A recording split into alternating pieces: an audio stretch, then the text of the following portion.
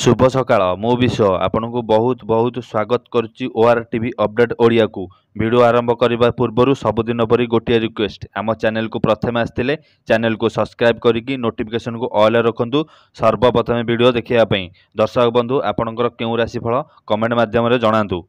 दर्शक बंधु आसतु देखा मीन राशि शनि गोचर और क्यों राशि आरंभ है साढ़े सती। दर्शक बंधु चलित वर्ष मार्च मास 29 तारिख में शनि राशि परिवर्तन करिसेंति। निजर कालपुरुष राशि अर्थात कुंभ राशि बाहरी शनिदेव मीन राशि में प्रवेश करिसेंति।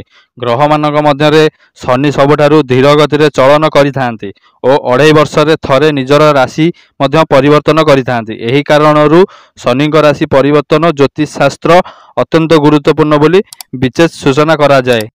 केतेबेले होइथाए शनिंकर साढ़े सती। शनि जेतेबेले राशि परिवर्तन करिथांती सेतेबेले 3टी राशि उपरे शनिक साढ़े सती एवं 2टी राशि उपरे ढया आरंभ होइथाए। जो राशि को शनि गति करिथांती सेही राशि पूर्व एवं परवर्ती राशि रे साढ़े सती आरंभ होइथाए।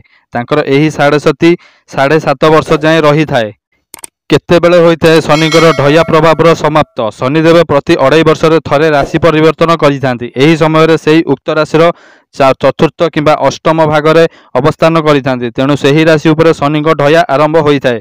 ज्योतिष मान्यता अनुसार प्रत्येक व्यक्ति जीवन में थोड़े साढ़े सती एवं ढया निश्चय लगी थाए। मेष राशि रे केतेबेले होइथाए साढ़े सतीर शनिदेवंकर आरंभ। शनिदेव मीन राशि रे प्रवेश करी मात्रे मेष राशि रे साढ़े सती आरंभ होइथाए। मेष राशि शनिक साढ़े सती 2032 पर्यंत रहिबो।